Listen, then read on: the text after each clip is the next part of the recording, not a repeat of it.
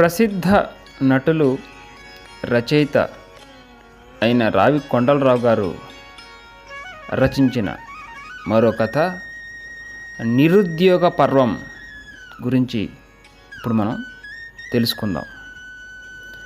నిరుద్యోగ పర్వం అనే కథలో ప్రధాన పాత్రధారి రామ్మూర్తి. రామ్మూర్తి బిఎస్సి పూర్తి చేస్తాడు. అతనికి ఉపాధ్యాయ వృత్తిలోకి రావాలని కోరిక.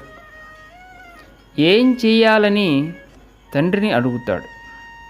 స్కూల్ టీచర్ అయిన రామ్మూర్తి తండ్రి, బడిపంతులు ఉద్యోగం ఎందుకు పనికి రానివాడు చేయాల్సిందని నా ఉద్దేశం. అంతకంటే గవర్నమెంట్ ఆఫీసులో ఉండే ప్రమోషన్లు, ఇంక్రిమెంట్లు వస్తాయి అని తండ్రి సలహా ఇస్తాడు.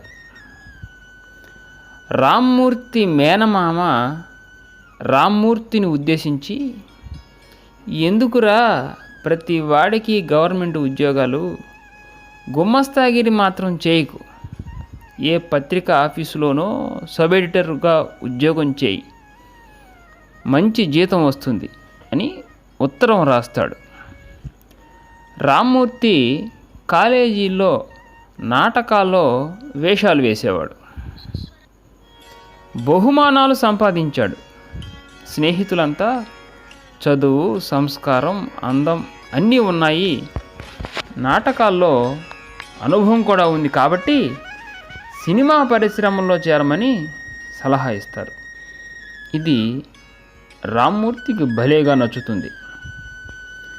మేనమామ చెప్పినట్లుగా మద్రాసు వచ్చి పత్రికా కార్యాలయంలోకి వెళ్ళగా అక్కడ ఒక పెద్దాయన, ఇది మంచి ఉద్యోగం కాదు, ఎన్నో కష్టాలు పడవలసి ఉంటుంది అని, బిఏ పూర్తి చేసావు కదా, ఏదో ఇంకో ఉద్యోగం చూసుకో అని సలహా ఇస్తాడు.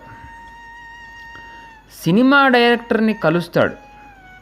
ఆఫీసులో చిరునామా ఇవ్వమనగా అక్కడ ఒక పెద్దాయన, సుఖపడదామనుకునే వాడికి ఇక్కడ స్థానం లేదని అతని కష్టాలు, ఆవేదనలు చెప్తాడు. రామ్మూర్తికి ఏమీ అర్థం కాదు.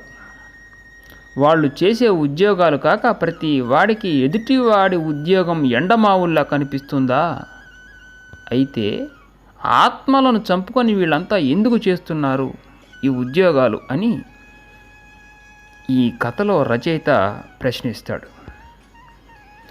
మనం చేసే వృత్తి ఏదైనా పవిత్రంగా భావించాలి అన్న గాంధీ మాటల్ని అందరూ మర్చిపోయారు. పొరుగింటి పుల్లకూర రుచి అన్న చందాన పక్కవారి ఉద్యోగం బాగుందనే భ్రమలో తమ ఉద్యోగాన్ని కించపరుచుకుంటున్నారు. ఇది తప్పు కాదా అని రచయిత సూటిగా ప్రశ్నించాడు ఈ కథలో. ఈ కథ ద్వారా ప్రతి ఒక్కరూ పని సంస్కృతిని కలిగి ఉండాలని, తమ చేసే వృత్తిని దైవంగా భావించాలని తెలియజేశాడు. ధన్యవాదాలు.